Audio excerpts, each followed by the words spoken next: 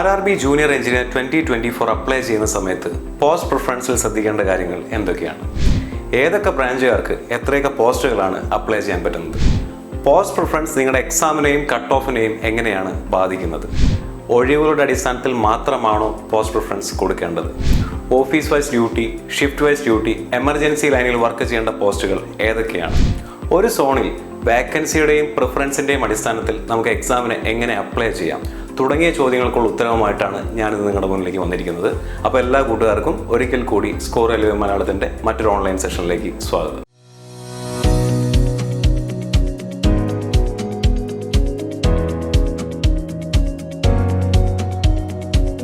അപ്പോൾ നമുക്ക് ഇന്നത്തെ വീഡിയോയിലേക്ക് കിടക്കാം. ഇന്നത്തെ വീഡിയോയിൽ നമ്മൾ പ്രധാനമായിട്ടും ഡിസ്കസ് ചെയ്യാൻ പോകുന്നത് application process. RRB junior engineer 2024 apply ചെയ്യുന്ന സമയത്ത് അതിൻ്റെ സ്റ്റെപ്പുകൾ എന്തൊക്കെയാണ്, ഏതൊക്കെ സ്റ്റെപ്പുകൾ കഴിഞ്ഞിട്ടാണ് അല്ലെങ്കിൽ ഏതൊക്കെ സ്റ്റെപ്പിലൂടെയാണ് നിങ്ങൾ എന്ത് ചെയ്യണത് ഈ എക്സാമിന് അപ്ലൈ ചെയ്യുന്നത്. പിന്നെ ക്വാളിഫിക്കേഷനെ പറ്റിയിട്ട് നമ്മൾ എല്ലാ വീഡിയോയിലും പറയുന്നതാണ്. എന്നാൽ ഒരിക്കൽ കൂടി പറയുകയാണ് ഏതൊക്കെ ക്വാളിഫിക്കേഷൻ ഉള്ള ആളുകൾക്കാണ് ഈ എക്സാം അപ്ലൈ ചെയ്യാൻ പറ്റുക എന്നുള്ളത്. ആൻഡ് ഇന്നത്തെ വീഡിയോൻ്റെ പ്രധാനപ്പെട്ട ഹൈലൈറ്റ്സ് എന്ന് പറയുന്നത് ഈ ഒരു ഭാഗമാണ്. പോസ്റ്റ് അനാലിസിസ് തൊട്ട് താഴത്തേക്കുള്ള ഭാഗമാണ്. ഇതാണ് ഏറ്റവും കൂടുതൽ കുട്ടികൾക്ക് സംശയമുള്ള ഭാഗം, അല്ലേ? ഇത്രയും പോസ്റ്റ് ഉണ്ട്, 32 പോസ്റ്റാണ് ഈ നോട്ടിഫിക്കേഷൻ അത് കൊടുത്തിട്ടുള്ളത്. കഴിഞ്ഞ വട്ടത്തെ നോട്ടിഫിക്കേഷൻ വെച്ച് നോക്കുകയാണെന്നുണ്ടെങ്കിൽ കമ്പാരിറ്റീവ്ലി കുറവാണ്, കാരണം കുറേ പോസ്റ്റുകൾ മെർജ് ചെയ്തിട്ടുണ്ട്. എന്നിരുന്നാലും 32ഓളം പോസ്റ്റുകൾ കൊടുത്തിട്ടുണ്ട്. ഇതിൽ നിങ്ങളുടെ ക്വാളിഫിക്കേഷൻ അനുസരിച്ച് നിങ്ങൾ എലിജിബിൾ ആയിട്ടുള്ള പോസ്റ്റുകൾ ഏതൊക്കെയാണെന്നുള്ള ഡൗട്ട് ആദ്യം വരാം. ഇനി ആ പോസ്റ്റുകൾ ഐഡന്റിഫൈ ചെയ്താൽ തന്നെ ഇതിന്റെ ജോബ് റോൾ എന്താണ്, ഇതിന്റെ ജോബ് നേച്ചർ എന്താണെന്നുള്ള ഡൗട്ട് വരാം. ഇനി അങ്ങനെയാണെന്നുണ്ടെങ്കിൽ ഇതെല്ലാം കഴിഞ്ഞ് കഴിഞ്ഞാൽ ഇതിന്റെ വാക്കൻസി എങ്ങനെയായിരിക്കും എന്നുള്ള കാര്യത്തിൽ ഒരു സംശയം വരാം. വാക്കൻസിക്കാണോ ജോബ് നേച്ചറിനാണോ പ്രയോറിറ്റി കൊടുക്കേണ്ടത് തുടങ്ങിയ എല്ലാ കാര്യങ്ങളും നമ്മൾ ഈ ഒരു ഭാഗത്തായിരിക്കും പ്രധാനമായിട്ടും ഡിസ്കസ് ചെയ്യുന്നുണ്ടാവുക. അപ്പോൾ പോസ്റ്റുകൾ നമ്മൾ അനലൈസ് ചെയ്യുന്നു, അതിൻ്റെ നേച്ചർ അനലൈസ് ചെയ്യുന്നു, അതനുസരിച്ച് പ്രിഫറൻസ് കൊടുക്കുന്ന സമയത്ത് എന്തൊക്കെ ഇൻസൈറ്റ്സ് ആണ്, എന്തൊക്കെ കാര്യങ്ങളാണ് നിങ്ങൾ ശ്രദ്ധിക്കേണ്ടത് എന്നുള്ള കാര്യം നമ്മൾ ഡിസ്കസ് ചെയ്യുന്നു. ആൻഡ് ഈ 3 കാര്യങ്ങളുടെ അടിസ്ഥാനത്തിൽ നമ്മൾ എന്ത് ചെയ്യുന്നു, ഒരു സോണ് എക്സാമ്പിളാക്കി വെച്ചുകൊണ്ട് ആ സോണിൽ ഒരു പർട്ടിക്കുലർ ട്രേഡ് എങ്ങനെ അപ്ലൈ ചെയ്യാം, അപ്ലൈ ചെയ്യുന്ന സമയത്ത് അതിൻ്റെ പോസ്റ്റ് പ്രിഫറൻസ് എങ്ങനെ കൊടുക്കുക എന്നുള്ള കാര്യം കൂടെ ഒരു എക്സാമ്പിളിലൂടെ നമ്മൾ എന്ത് ചെയ്യുന്നുണ്ട്, ഈ വീഡിയോയിൽ കാണിച്ചു തരുന്നുണ്ട്. അപ്പോൾ ഇതാണ് ഇതിൻ്റെ ഹൈലൈറ്റ്സ് എന്ന് പറയുന്നത്. നമുക്ക് ഏറ്റവും ആദ്യത്തെ ഭാഗത്തിലേക്ക് കിടക്കാം, അപ്ലിക്കേഷൻ പ്രോസസ്സ്. നമ്മൾ ആദ്യം എന്ത് ചെയ്യുന്നു, ഒരു RRB ഐഡന്റിഫൈ ചെയ്യുന്നു. അത് വേക്കൻസിയുടെ അടിസ്ഥാനത്തിലോ നിങ്ങളുടെ വീട്ടിൽ നിന്നുള്ള ദൂരത്തിൻ്റെ അടിസ്ഥാനത്തിലോ. ഇതിനെപ്പറ്റി ഒരു വീഡിയോ ഞാൻ ഓൾറെഡി ഡീറ്റെയിൽ ആയിട്ട് ചെയ്തിട്ടുള്ളതാണ്. കാണാത്തവരെന്ത് ചെയ്യുക, ആ വീഡിയോ പോയി കാണാം. അങ്ങനെ നമ്മളൊരു RRB സെലക്ട് ചെയ്ത് കഴിഞ്ഞാൽ നിങ്ങളുടെ ക്വാളിഫിക്കേഷൻ അനുസരിച്ച് നിങ്ങൾ എന്ത് ചെയ്യുന്നു, ആ ക്വാളിഫിക്കേഷൻ കൊടുക്കുന്നു. നിങ്ങളുടെ ട്രേഡ് ഏതാണോ ആ ട്രേഡ് നിങ്ങൾ എന്ത് ചെയ്യുന്നു, അപ്ലൈ ചെയ്യുന്നു. ആ ട്രേഡ് അപ്ലൈ ചെയ്യുമ്പോൾ നിങ്ങൾക്ക് എലിജിബിൾ ആയിട്ടുള്ള പോസ്റ്റുകൾ എന്ത് ചെയ്യുന്നു, അവിടെ കാണുന്നു. ആ പോസ്റ്റുകൾ എന്ത് ചെയ്യുന്നു, വാക്കൻസിയുടെ അടിസ്ഥാനത്തിലും ജോബ് നേച്ചറിന്റെ അടിസ്ഥാനത്തിലും നിങ്ങൾ എന്ത് ചെയ്യുന്നു, അതിന് പ്രിഫറൻസ് കൊടുക്കുന്നു, അപ്ലൈ ചെയ്യുന്നു. ഇത്രയാണ് അപ്ലിക്കേഷൻ പ്രോസസ്സിൽ പ്രധാനമായിട്ടും നടക്കുന്ന കാര്യങ്ങളെന്ന് പറഞ്ഞു കഴിഞ്ഞാൽ. അതിൽ സോണുകൾ എങ്ങനെ സെലക്ട് ചെയ്യണം അല്ലെങ്കിൽ RRB എങ്ങനെ സെലക്ട് ചെയ്യണം എന്നുള്ളത് ഡീറ്റെയിൽ ആയിട്ട് നമ്മളൊരു വീഡിയോയിൽ ചെയ്തിട്ടുള്ളതാണ്. ഈ വീഡിയോ ആണ് നിങ്ങൾ ആദ്യമായിട്ട് കാണുന്നതെന്നുണ്ടെങ്കിൽ ഇതിന് മുന്നേ നിങ്ങൾ എന്ത് ചെയ്യണം, സോൺ അനാലിസിസിന്റെ വീഡിയോ പോയി കാണണം. അത് കണ്ട് എങ്ങനെയാണ് സോണും RRBയും സെലക്ട് ചെയ്യേണ്ടതെന്ന് മനസ്സിലാക്കിയതിന് ശേഷം പോസ്റ്റ് അനാലിസിസിന്റെ വീഡിയോയിലേക്ക് വരണം. ഓക്കെ, അപ്പോൾ ഈ സോൺ അനാലിസിസിന്റെ ഭാഗം നമ്മൾ എന്താണ് ഓൾറെഡി ഡിസ്കസ് ചെയ്തതാണ്. ഇനി ക്വാളിഫിക്കേഷൻ ഇവിടെ നോക്കുക. 3 year diploma in engineering or bachelor's degree in engineering എന്നാണ് പറഞ്ഞിരിക്കുന്നത്. അപ്പോൾ കുട്ടികൾ ഇപ്പോഴും ചോദിക്കുന്നുണ്ട്, സാർ ലാറ്ററൽ എൻട്രി വഴി ഡിപ്ലോമ എടുത്തതാണ്, ഞങ്ങൾക്ക് അപ്ലൈ ചെയ്യാൻ പറ്റുമോ? ഞാൻ ഒന്നുകൂടെ പറയുന്നു, 3 ഇയർ ഡിപ്ലോമയാണ് കോഴ്സ്. നിങ്ങളുടെ കൈവശം ഇരിക്കുന്ന ഡിപ്ലോമ സർട്ടിഫിക്കറ്റ് നിങ്ങൾ 3 കൊല്ലത്തെ ഡിപ്ലോമ എടുത്തു എന്നാണ് പറയുന്നതെന്നുണ്ടെങ്കിൽ നിങ്ങൾക്ക് ഈ കാണുന്ന എക്സാമിന് അപ്ലൈ ചെയ്യാൻ പറ്റും. നിങ്ങൾ ലാറ്ററൽ എൻട്രി വഴി കയറിയതാണെന്നുണ്ടെങ്കിലും നിങ്ങൾ 2 കൊല്ലം ഡിപ്ലോമ പഠിച്ചിട്ടുള്ളതെന്നുണ്ടെങ്കിലും നിങ്ങളുടെ കൈവശം ഇരിക്കുന്ന സർട്ടിഫിക്കറ്റിനകത്ത് 3 ഇയർ ഡിപ്ലോമ എന്ന് എഴുതിയിട്ടുണ്ടെങ്കിൽ നിങ്ങൾക്ക് ഈ എക്സാമിന് അപ്ലൈ ചെയ്യാൻ പറ്റും. ഇനി ബിടെക്കുകാർക്കും അപ്ലൈ ചെയ്യാൻ പറ്റും. ഇത്രയും ട്രേഡുകൾക്കാണ് ബിടെക്കുകാർക്ക് അപ്ലൈ ചെയ്യാൻ പറ്റുന്നത്. ഇനി ഓരോന്നും ഏതൊക്കെയാണെന്നുള്ളത് നമുക്ക് നോക്കാം. അപ്പോൾ ഇലക്ട്രിക്കൽ ആൻഡ് അലൈഡ് എഞ്ചിനീയറിംഗ് ഉണ്ട്. ഇതിനകത്ത് ഇലക്ട്രിക്കൽ എഞ്ചിനീയറിംഗ് വരും. Combination of any sub stream of basic സ്ട്രീംസും പറഞ്ഞിട്ടുണ്ട്. ഓക്കെ, ഇനി മെക്കാനിക്കൽ ആൻഡ് അലൈഡ് എഞ്ചിനീയറിംഗ് വരും. ഇതിനകത്ത് ഇത്രയും അലൈഡ് എഞ്ചിനീയറിംഗ് സ്ട്രീംസിന് എന്ത് ചെയ്യാൻ പറ്റും, അപ്ലൈ ചെയ്യാൻ പറ്റും. അപ്പോൾ പ്രൊഡക്ഷൻ എഞ്ചിനീയറിംഗ് ആണ് നിങ്ങളുടെ സ്ട്രീം എന്ന് വിചാരിക്കുക. നിങ്ങൾ അപ്ലൈ ചെയ്യുന്ന സമയത്ത് പ്രൊഡക്ഷൻ എഞ്ചിനീയറിംഗ് എന്ന് പറഞ്ഞ് കൊടുത്തു കഴിഞ്ഞാൽ നിങ്ങൾ എലിജിബിൾ ആയിട്ടുള്ള പോസ്റ്റുകൾ മുഴുവൻ എഴുതി കാണിക്കും. ആ പോസ്റ്റുകളെ ഞാൻ നേരത്തെ പറഞ്ഞ പോലെ അതിൻ്റെ ജോബ് നേച്ചർ മനസ്സിലാക്കി, ഒഴിവുകൾ മനസ്സിലാക്കി, നിങ്ങൾ ഏത് സോണിലാണ് അപ്ലൈ ചെയ്യുന്നത് ആ സോണിൻ്റെ ഒഴിവുകൾ മനസ്സിലാക്കി പോസ്റ്റ് പ്രിഫറൻസ് കൊടുത്തു കഴിഞ്ഞാൽ നിങ്ങളുടെ പരിപാടി നീറ്റായി. ആ പരിപാടി അവിടെ കഴിഞ്ഞു, മനസ്സിലായില്ലേ? അപ്പോൾ അതിന് വേണ്ട ഇൻസൈറ്റ്സ് ആണ് നമ്മൾ ഇന്ന് വീഡിയോയിൽ പ്രൊവൈഡ് ചെയ്യാനായിട്ട് ഉദ്ദേശിക്കുന്നത്. പ്രൊഡക്ഷൻ എഞ്ചിനീയറിംഗ് ആണ് നിങ്ങളുടെ സ്ട്രീം, അല്ലെങ്കിൽ ഓട്ടോമൊബൈൽ എഞ്ചിനീയറിംഗ് ആണ് നിങ്ങളുടെ സ്ട്രീം എന്നുണ്ടെങ്കിൽ ആ സ്ട്രീം അവിടെ അപ്ലൈ ചെയ്യുന്നു. അതിന് എലിജിബിൾ ആയിട്ടുള്ള പോസ്റ്റുകൾ നമുക്ക് അപ്പോൾ അവിടെ തന്നെ കാണാൻ സാധിക്കും. ആ പോസ്റ്റുകളുടെ ജോബ് റോൾ മനസ്സിലാക്കി നിങ്ങൾ അപ്ലൈ ചെയ്ത സോണിൽ അതിന് എത്രത്തോളം വാക്കൻസി ഉണ്ടെന്ന് മനസ്സിലാക്കി ഇത് രണ്ടും തമ്മിൽ അനലൈസ് ചെയ്തിട്ട് വേണം നിങ്ങൾ എന്ത് ചെയ്യാനായിട്ട് പോസ്റ്റ് പ്രിഫറൻസ് കൊടുക്കാനായിട്ട്. ഓക്കെ, ഇലക്ട്രോണിക്സ് ആൻഡ് അലൈഡ് ആണെന്നുണ്ടെങ്കിലും അതിനകത്തും എഴുതിയിട്ടുണ്ട് ഏതൊക്കെ അലൈഡ് എഞ്ചിനീയറിംഗ് ക്വാളിഫിക്കേഷൻസ് ആണ് ഉള്ളതെന്നുള്ളത്. ഇവിടെ നോക്കി കഴിഞ്ഞാൽ കമ്പ്യൂട്ടർ സയൻസ് ആൻഡ് എഞ്ചിനീയറിംഗ് കൊടുത്തിട്ടുണ്ട്, IT കൊടുത്തിട്ടുണ്ട്, കമ്പ്യൂട്ടർ എഞ്ചിനീയറിംഗും കൊടുത്തിട്ടുണ്ട്, ഇൻസ്ട്രുമെന്റേഷൻ ആൻഡ് കൺട്രോൾ എല്ലാം വരുന്നത് എവിടെയാണ്?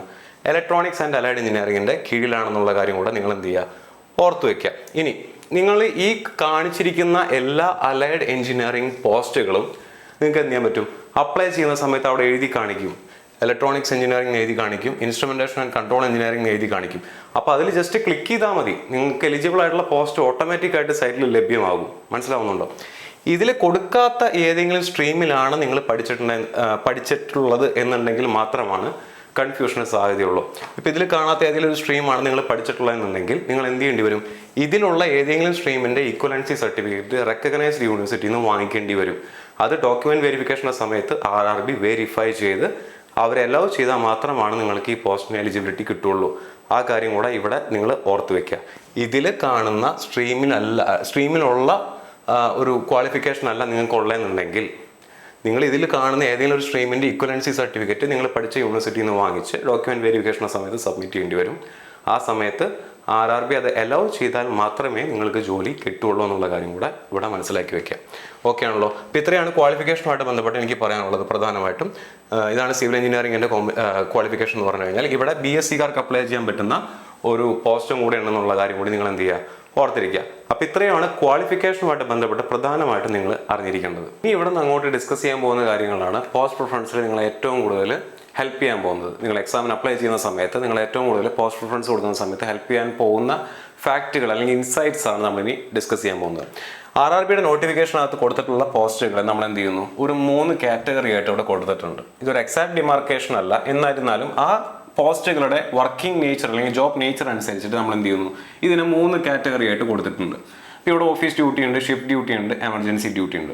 ഓഫീസ് ഡ്യൂട്ടി എന്നുള്ളതുകൊണ്ട് ഉദ്ദേശിക്കുന്നത് നമ്മൾ സാധാരണ ഓഫീസ് ജോബുകൾ പോലെ തന്നെ രാവിലെ പോയി വൈകുന്നേരം വരാവുന്ന രീതിയിൽ സാറ്റർഡേ സൺഡേ ലീവ് കിട്ടുന്ന രീതിയിലുള്ള നാഷണൽ ഹോളിഡേയ്സ് ലഭ്യമായിട്ടുള്ള ജോബ് നേച്ചറുള്ള പോസ്റ്റുകളെയാണ് ഓഫീസ് ഡ്യൂട്ടിയുടെ കാറ്റഗറിക്കകത്ത് ഉൾപ്പെടുത്തിയിട്ടുള്ളത്.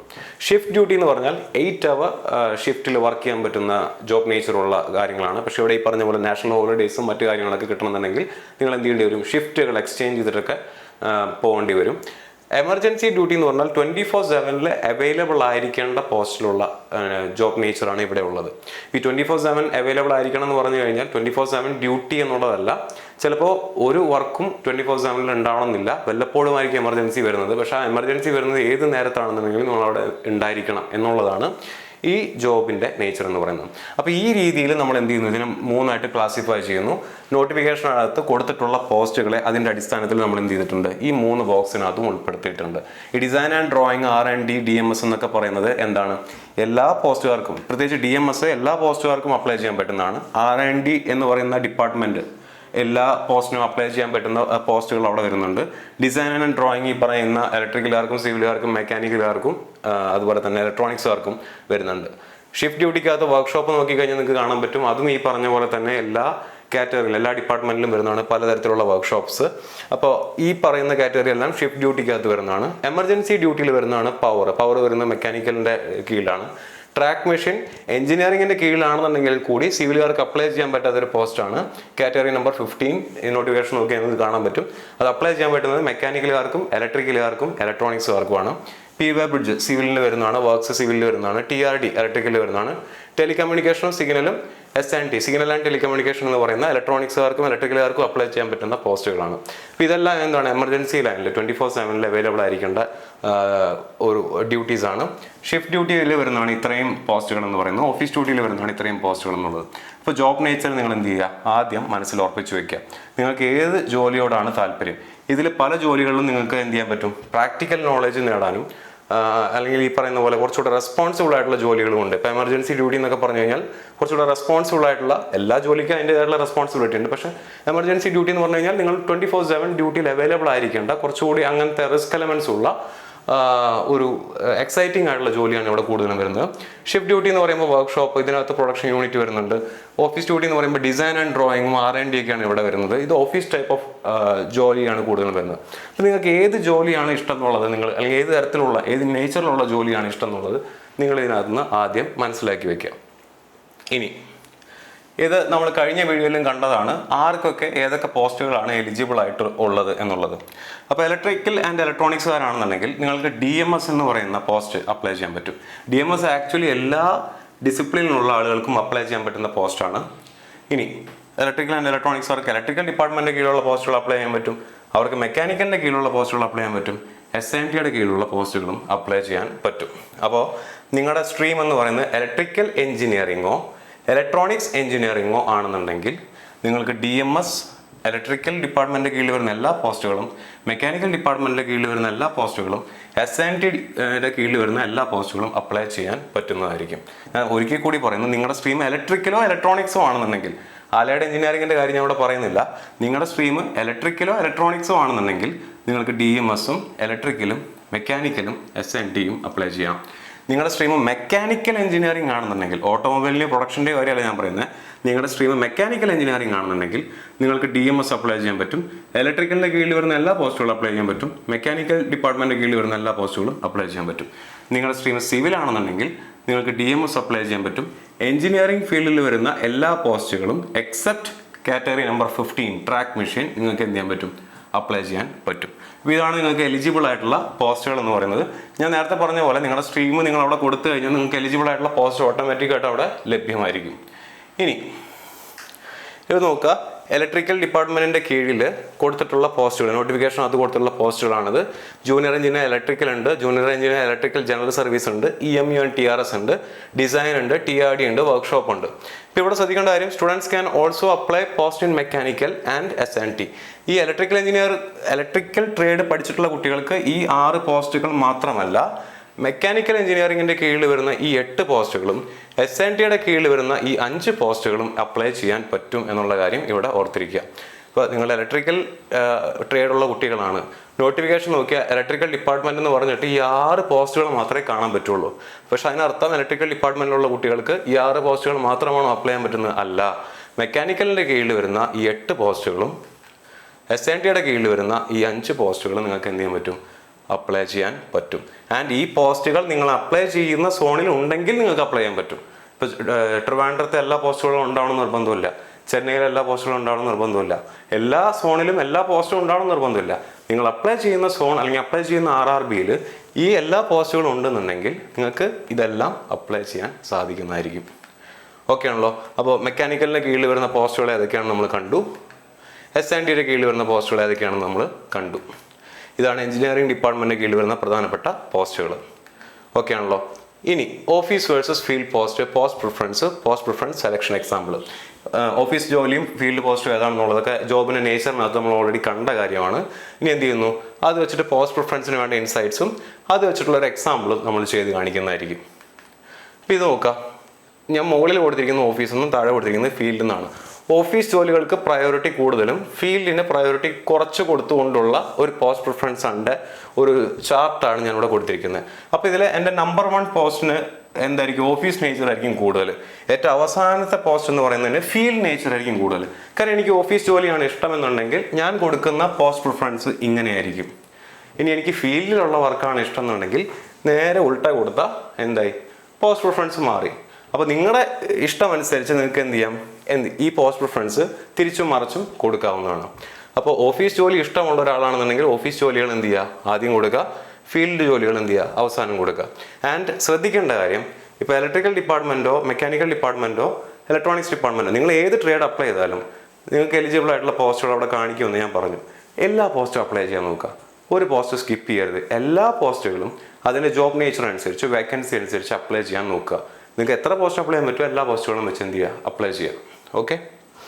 ഇനി ഇത് ഓഫീസ് നേച്ചർ ടു ഫീൽഡ് നേച്ചറിൻ്റെ അടിസ്ഥാനത്തിൽ ഇലക്ട്രിക്കൽ ഡിപ്പാർട്ട്മെൻറ്റിൽ നമുക്ക് ലഭ്യമായിട്ടുള്ള പോസ്റ്റുകളും മെക്കാനിക്കൽ ഡിപ്പാർട്ട്മെൻറ്റിൽ ലഭ്യമായിട്ടുള്ള പോസ്റ്റുകളും SNT ഡിപ്പാർട്ട്മെൻറ്റിലും എഞ്ചിനീയറിംഗ് ഡിപ്പാർട്ട്മെൻറ്റിലും ലഭ്യമായിട്ടുള്ള പോസ്റ്റുകളും ഞാൻ അറേഞ്ച് ചെയ്തിരിക്കുന്നു.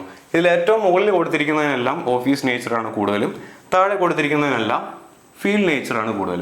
അപ്പോൾ ഇത് വേണമെങ്കിൽ നിങ്ങൾക്കൊന്ന് സ്ക്രീൻഷോട്ട് എടുത്ത് വെക്കുക. കാരണം ഏറ്റവും മുകളിൽ കൊടുത്തിരിക്കുന്നതിന് ഓഫീസ് നേച്ചറും താഴോട്ട് വരുന്നതോടും അതിൻ്റെ ഫീൽഡ് നേച്ചർ എന്ത് ചെയ്യും, കൂടി വരും.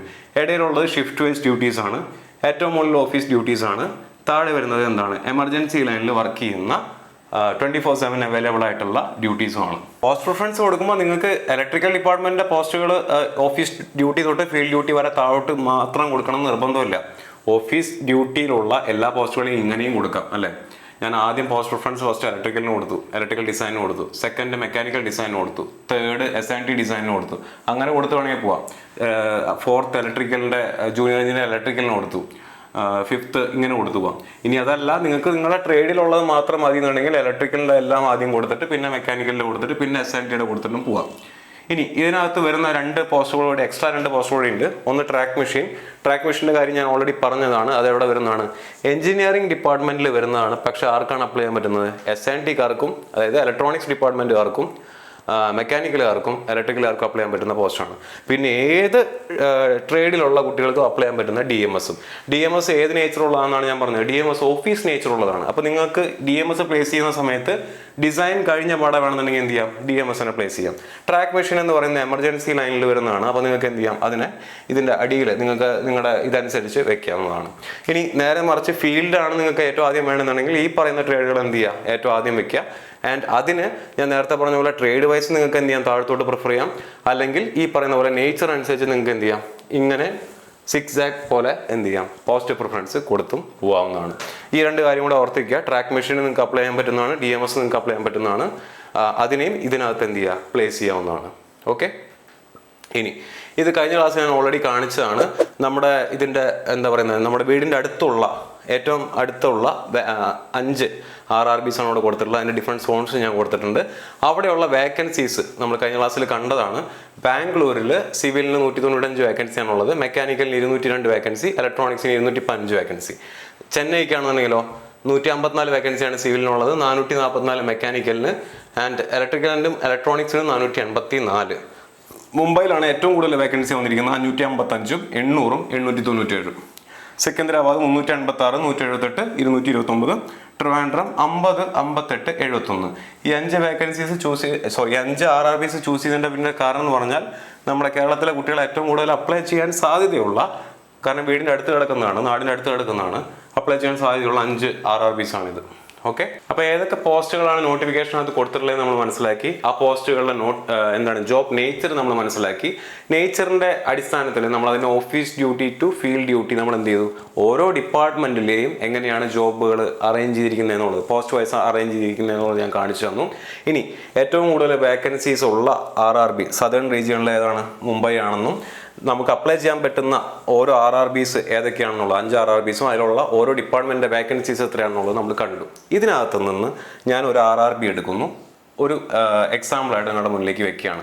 അപ്പം ഞാൻ എടുക്കാൻ പോകുന്ന RRB എന്ന് പറയുന്നത് ചെന്നൈ ആണ്. ചെന്നൈക്കകത്ത് ഇലക്ട്രിക്കലുകാർക്ക് അല്ലെങ്കിൽ ഇലക്ട്രോണിക്സുകാർക്ക് ഉള്ള സാധ്യതകൾ നമുക്ക് ആദ്യം ഒന്ന് നോക്കാം. അപ്പോൾ RRB ചെന്നൈയുടെ നമ്മുടെ വേക്കൻസി ചാർട്ട് നോക്കുകയാണെന്നുണ്ടെങ്കിൽ ചെന്നൈ എടുത്തു കഴിഞ്ഞാൽ നിങ്ങൾക്ക് കാണാൻ പറ്റും. ഇത് ഇലക്ട്രിക്കലുകാരുടെ പോസ്റ്റ് മാത്രമാണ് ഞാൻ ഇവിടെ കൊടുത്തിട്ടുള്ളത്. ജൂനിയർ എഞ്ചിനീയർ ഇലക്ട്രിക്കൽ എന്ന് പറഞ്ഞിട്ടുണ്ട്. Sub department design and drawing ആണ്. ഞാൻ നേരത്തെ പറഞ്ഞ ഡിസൈൻ ആൻഡ് ഡ്രോയിങ് പ്രൊഡക്ഷൻ യൂണിറ്റിനകത്തും R&Dക്കകത്തും ICF കോച്ച് ഫാക്ടറിക്കകത്തും വേക്കൻസി വരുന്നുണ്ട്. പിന്നെ എവിടെയാണ് വരുന്നത്? സദേൺ റെയിൽവേയിലും വേക്കൻസി വരുന്നുണ്ട്. അപ്പോൾ ഇവിടെ നോക്കിക്കഴിഞ്ഞാൽ ICFൽ 16 വേക്കൻസി കിടപ്പുണ്ട്, SRൽ 11 വേക്കൻസി കിടപ്പുണ്ട്. ഓഫീസ് ഡ്യൂട്ടി ആണ് നിങ്ങൾക്ക് താല്പര്യം എന്നുണ്ടെങ്കിൽ നിങ്ങൾക്ക് ഫസ്റ്റ് പ്രിഫറൻസ് ഇലക്ട്രിക്കലുകാർക്ക് വെക്കാൻ പറ്റുന്ന ഒരു കാറ്റഗറിയാണ് കാറ്റഗറി നമ്പർ 3 എന്ന് പറയുന്നത്. കാറ്റഗറി നമ്പർ 3യിൽ തന്നെ 2 3 കിടക്കുന്നുണ്ട്. അതിന്റെ കാരണം എന്താണ്? ഒരു വേക്കൻസി റിപ്പോർട്ട് ചെയ്തിരിക്കുന്ന ICFലാണ്, കോച്ച് ഫാക്ടറിയിലാണ്. ഒരു വേക്കൻസി എവിടെയാണ്? സദേൺ റെയിൽവേയിലാണ്. ഇനി ജനറൽ സർവീസ് കിടപ്പുണ്ട്, EMU ആൻഡ് TRS കിടപ്പുണ്ട്. TRDയുടെ കാര്യം ഞാൻ ഓൾറെഡി പറഞ്ഞു. അത് ഏത് നേച്ചറുള്ളതാണ്? ഈ പറഞ്ഞ പോലെ നിങ്ങൾ മൂവ് ചെയ്യേണ്ട നേച്ചറുള്ള കുറച്ചുകൂടെ ഫീൽഡ് വർക്കുള്ള ഒരു ജോബാണ് TRD എന്ന് പറയുന്നത്. TRDക്ക് പക്ഷേ വേക്കൻസി എത്രയുണ്ട്? 42 വേക്കൻസി ഉണ്ട്. വർക്ക്ഷോപ്പിൻ്റെ വേക്കൻസി എത്രയാണ്? 5 ആണ്. ഇനി ട്രാക്ക് മെഷീൻ്റെ വേക്കൻസി 35 ആണ്. കാരേജ് ആൻഡ് വാഗൺ മെക്കാനിക്കലുകാർക്കും മെക്കാനിക്കൽ ഡിപ്പാർട്ട്മെന്റിൽ വരുന്ന കാരേജ് ആൻഡ് വാഗൺ എത്രയാണ്? 56 ആണ്. അപ്പോൾ ഇവിടെ ശ്രദ്ധിക്കുക, ട്രാക്ക് മെഷീൻ ഏത് ഡിപ്പാർട്ട്മെന്റിലാണ് വരുന്നത്? എഞ്ചിനീയറിംഗ് ഡിപ്പാർട്ട്മെന്റിൽ, സിവിൽ ഡിപ്പാർട്ട്മെന്റിൽ വരുന്നതാണ്. പക്ഷെ ആർക്ക് അപ്ലൈ ചെയ്യാൻ പറ്റും? ഇലക്ട്രിക്കലുകാർക്ക് അപ്ലൈ ചെയ്യാൻ പറ്റുന്നതാണ്. ഇനി ജൂനിയർ എഞ്ചിനീയർ മെക്കാനിക്കലിൽ കാരേജ് ആൻഡ് വാഗൺ വരുന്നത് എത്ര വേക്കൻസിയാണ്? 56 വേക്കൻസിയാണ് വരുന്നത്. അതേ ഇതിനകത്ത് ഡിസൈൻ വരുന്നത് എത്രയാണ്? 30 വേക്കൻസിയാണ്. ഡിസൈൻ ആൻഡ് വർക്ക്ഷോപ്പ് വരുന്നത് 90 വേക്കൻസിയാണ്. ഇനി ജൂനിയർ എഞ്ചിനീയർ ഡീസൽ മെക്കാനിക്കലിന് വരുന്നത് എത്രയാണ്? 7 വേക്കൻസി. ജൂനിയർ എഞ്ചിനീയർ മെക്കാനിക്കലിന് പ്രൊഡക്ഷൻ യൂണിറ്റിൽ വരുന്ന 53 വേക്കൻസി, ഡീസൽ ഇലക്ട്രിക്കലിനാണെന്നുണ്ടെങ്കിൽ 6 വേക്കൻസി, വർക്ക്ഷോപ്പിനകത്ത് 1 വേക്കൻസി, SNTയിൽ ടെലികമ്മ്യൂണിക്കേഷൻ ആണെന്നുണ്ടെങ്കിൽ 18 വേക്കൻസി, സിഗ്നലാണെന്നുണ്ടെങ്കിൽ 13 വേക്കൻസി, SNT വർക്ക്ഷോപ്പ് ആണെന്നുണ്ടെങ്കിൽ 9 vacancy, DMS depot material superintendent ആണെന്നുണ്ടെങ്കിൽ 16 വേക്കൻസി. അപ്പോൾ ഇത്രയും 18 പോസ്റ്റുകളാണ് നിങ്ങൾ ചെന്നൈ RRBയിൽ കയറിയിട്ട് ഇലക്ട്രിക്കലുകാർ അപ്ലൈ ചെയ്യുകയാണെന്നുണ്ടെങ്കിൽ നോക്കുക. 18 പോസ്റ്റുകൾ ഓൾ ടുഗദർ 18 പോസ്റ്റുകൾ നിങ്ങൾക്ക് എന്ത് ചെയ്യാൻ പറ്റും, അപ്ലൈ ചെയ്യാൻ പറ്റും. ഓരോ പോസ്റ്റിൻ്റെയും വേക്കൻസി ഞാൻ അവിടെ കാണിച്ചു തന്നിട്ടുണ്ട്. അപ്പോൾ എന്ത് ചെയ്യുക, നിങ്ങൾ നേരത്തെ പറഞ്ഞ ഓഫീസ് ടു ഫീൽഡ് ആ ഒരു ക്രൈറ്റീരിയ വെച്ചിട്ട് നിങ്ങൾ അനലൈസ് ചെയ്യുകയാണെന്നുണ്ടെങ്കിൽ ഏറ്റവും ആദ്യം നിങ്ങൾ എന്തിനാണ് കൊടുക്കാൻ പോകുന്നത്, ഡിസൈൻ ആൻഡ് ഡ്രോയിങ്ങിനാണ് കൊടുക്കാൻ പോകുന്നത്. 2 R&D, general service, DMS, workshop, TRS and DMU, telecommunication, TRD, track machine, signal. ഈ ഒരു രീതിയിലായിരിക്കും ഇലക്ട്രിക്കലുകാർ അപ്ലൈ ചെയ്യുന്ന സമയത്ത്. ഓഫീസ് ഡ്യൂട്ടിക്കാണ് നിങ്ങൾ പ്രാധാന്യം കൊടുക്കുന്നത്, നാഷണൽ ഹോളിഡേയ്സും അതുപോലെയുള്ള കാര്യങ്ങളൊക്കെ നിങ്ങൾക്ക് വേണമെന്നുണ്ടെങ്കിൽ നിങ്ങൾ എന്ത് ചെയ്യുക, ഈ ഒരു രീതിയിൽ നിങ്ങൾ കൊടുക്കുക. ഇനി എമർജൻസി ഡ്യൂട്ടി, നിങ്ങൾക്ക് കുറച്ചുകൂടെ വർക്ക് ചെയ്യാൻ ആഗ്രഹമുണ്ട്, ഫീൽഡ് വർക്ക് ചെയ്യാൻ ആഗ്രഹമുണ്ടെന്നുണ്ടെങ്കിൽ എന്ത് ചെയ്യുക, ഇതിനെ നേരെ തിരിക്കുക, താഴെ കിടക്കുന്നതിനെല്ലാം മുകളിലേക്ക് ഇട്ടിട്ട് എന്ത് ചെയ്യുക, നിങ്ങൾക്ക് ഈ പറയുന്ന പോലെ പ്രിഫറൻസ് കൊടുക്കാം. ആൻഡ് നിങ്ങൾക്ക് 18 പോസ്റ്റുകൾ RRB ചെന്നൈയിൽ ഇലക്ട്രിക്കലുകാർ അപ്ലൈ ചെയ്യുകയാണെന്നുണ്ടെങ്കിൽ 18 പോസ്റ്റുകൾ നിങ്ങൾക്ക് എന്ത് ചെയ്യാൻ പറ്റും, അപ്ലൈ ചെയ്യാൻ പറ്റും. എല്ലാ പോസ്റ്റുകളും എലിജിബിൾ ആയിട്ടുള്ള എല്ലാ പോസ്റ്റുകളും എന്ത് ചെയ്യുക, അപ്ലൈ ചെയ്യാനായിട്ട് ശ്രമിക്കുക.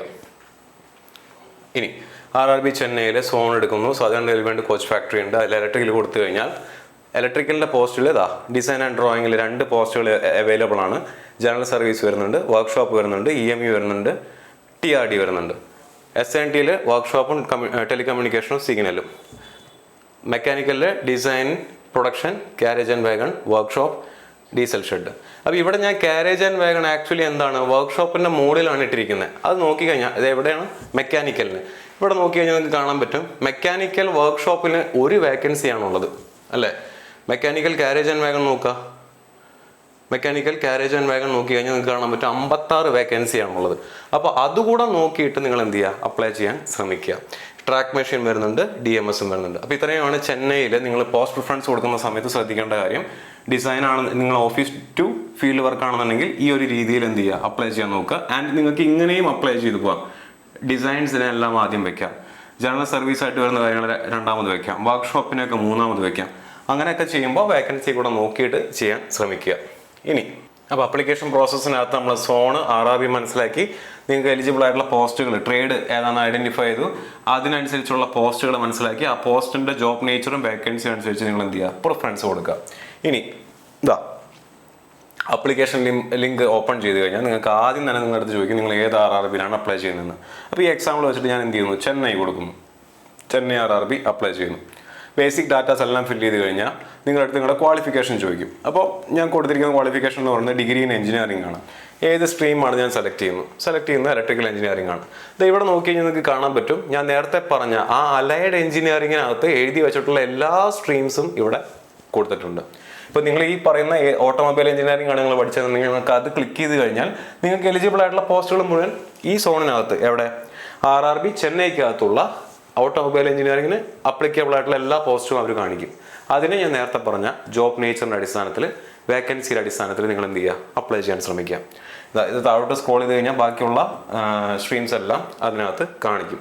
ആൻഡ് ഇവിടെ ശ്രദ്ധിക്കേണ്ട കാര്യം എന്ന് പറഞ്ഞു കഴിഞ്ഞാൽ CBT 2 ടെക്നിക്കൽ എക്സാമിനകത്ത് നിങ്ങൾ ഇവിടെ ഏത് ട്രേഡാണോ കൊടുക്കുന്നത്, ഇവിടെ ഇലക്ട്രിക്കൽ എഞ്ചിനീയറിംഗ് ആണ് കൊടുത്തതെന്നുണ്ടെങ്കിൽ ഇലക്ട്രിക്കൽ എഞ്ചിനീയറിംഗിൻ്റെ CBT 2 ടെക്നിക്കലിൻ്റെ സിലബസിനനുസരിച്ചുള്ള ക്വസ്റ്റ്യൻസ് ആയിരിക്കും നിങ്ങൾക്ക് വരിക. മനസ്സിലായില്ലേ? ചിലപ്പോൾ നിങ്ങൾ പ്രിഫറൻസ് കൊടുക്കുന്ന ഏറ്റവും ആദ്യം ചിലപ്പോൾ മെക്കാനിക്കലിൻ്റെ ഡിസൈനിങ് വരെ നിങ്ങൾക്ക് എന്ത് ചെയ്യാം, പ്രിഫറൻസ് കൊടുക്കാം. നമ്മളിപ്പുറത്ത് പ്രിഫറൻസ് പഠിച്ചപ്പോൾ ഇതാ ഈ മെക്കാനിക്കലിൻ്റെ ഡിസൈൻ ആൻഡ് ഡ്രോയിങ് എന്ന് പറയുന്ന സംഭവത്തിന് നിങ്ങൾക്ക് എന്ത് ചെയ്യാം, ഫസ്റ്റ് പ്രിഫറൻസ് ആയിട്ട് വേണമെങ്കിൽ വെക്കാം, കുഴപ്പമില്ല. ഈവൻ നിങ്ങൾ എടുത്തിരിക്കുന്നത് ഇലക്ട്രിക്കൽ എഞ്ചിനീയറിംഗ് ആണെന്നുണ്ടെങ്കിൽ കൂടി നിങ്ങൾക്ക് അങ്ങനെ വെക്കാം, കുഴപ്പമുള്ള കാര്യമല്ല. പക്ഷേ ഇവിടെ നിങ്ങൾ ഏത് സ്ട്രീമാണോ കൊടുക്കുന്നത് ആ സ്ട്രീമിനനുസരിച്ചുള്ള ഇവിടെ കൊടുക്കുന്ന ഏത് ട്രേഡാണോ ആ ട്രേഡിനനുസരിച്ചിട്ടുള്ള അതിൻ്റെ സിലബസിലുള്ള ഭാഗമായിരിക്കും CBT 2 ടെക്നിക്കൽ എക്സാമിന് നിങ്ങൾ പ്രിപ്പയർ ചെയ്യേണ്ടി വരിക എന്നുള്ള കാര്യം മാത്രം നിങ്ങൾ ഓർത്തിരിക്കുക. ഓക്കെ ആണല്ലോ? അങ്ങനെ ഇലക്ട്രിക്കലി ഞാൻ കൊടുക്കുന്നു. ഇലക്ട്രിക്കൽ കൊടുത്തു കഴിഞ്ഞ് കഴിഞ്ഞാൽ എലിജിബിൾ ആയിട്ടുള്ള പോസ്റ്റുകൾ ഏതൊക്കെയാണെന്നുള്ളത് ഇവിടെ കാണിക്കും. ഓർഡർ ഓഫ് പ്രിഫറൻസ് നിങ്ങൾ ഇവിടെ ക്ലിക്ക് ചെയ്യുന്നതനുസരിച്ച് എന്ത് ചെയ്യും, ഇവിടെ വന്നുകൊണ്ടിരിക്കും. ഇപ്പം ഇവിടെ ചെന്നൈ RRBയിൽ മൊത്തം 18 പോസ്റ്റുകൾ നിങ്ങൾക്ക് എലിജിബിൾ ആണ്. നിങ്ങൾ ഇലക്ട്രിക്കൽ എഞ്ചിനീയറിംഗ് ആണ് എടുത്തിരിക്കുന്നതെന്നുണ്ടെങ്കിൽ, ചെന്നൈ RRBയിലാണ് നിങ്ങൾ അപ്ലൈ ചെയ്യുന്നതെന്നുണ്ടെങ്കിൽ നിങ്ങൾക്ക് 18 പോസ്റ്റുകൾ എലിജിബിൾ ആണ്. ഞാൻ നേരത്തെ പറഞ്ഞ ക്രൈറ്റീരിയ ഉപയോഗിക്കാം. അല്ലെങ്കിൽ ഫീൽഡാണ് നിങ്ങൾക്ക് താല്പര്യം എന്നുണ്ടെങ്കിൽ നേരെ തിരിച്ചു ഉപയോഗിക്കാം. ഓഫീസ് ഡ്യൂട്ടിയാണ് താല്പര്യം എന്നുണ്ടെങ്കിൽ ഓഫീസ് ഡ്യൂട്ടികൾ ആദ്യം ചൂസ് ചെയ്ത് വെക്കുക. അതിനിടയിൽ DMSഉം മറ്റു കാര്യങ്ങളൊക്കെ ആഡ് ചെയ്യാം. ഞാൻ നേരത്തെ പറഞ്ഞ പോലെ ആ ഓർഡറിൽ നിങ്ങൾ എന്ത് ചെയ്യുക, ഫില്ല് ചെയ്യാൻ നോക്കുക. ഇനി നേരെ മറിച്ച് നിങ്ങൾക്ക് ഫീൽഡ് ഡ്യൂട്ടിയാണ് താല്പര്യം എന്നുണ്ടെങ്കിൽ ഞാൻ ആ പറഞ്ഞ ഓർഡറിനെ നേരെ തിരിച്ചിട്ടിട്ട് എന്ത് ചെയ്യുക, ഫില്ല് ചെയ്യാൻ നോക്കുക. അങ്ങനെ ഫില്ല് ചെയ്യുന്ന സമയത്ത് വേക്കൻസി കൂടെ നോക്കുക. ഓക്കെ, അപ്പോൾ ആ രീതിയിൽ നിങ്ങൾ എന്ത് ചെയ്യുക, ഇത് ഫില്ല് ചെയ്ത് കൊടുക്കുക.